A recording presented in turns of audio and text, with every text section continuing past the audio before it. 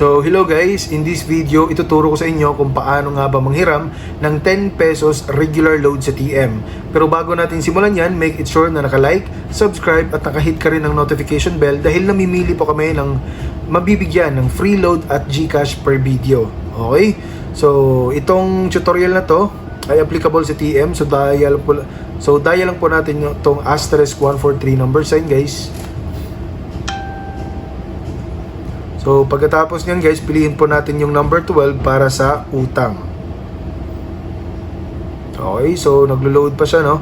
Tapos piliin nyo natin yung number 1 para sa utang load.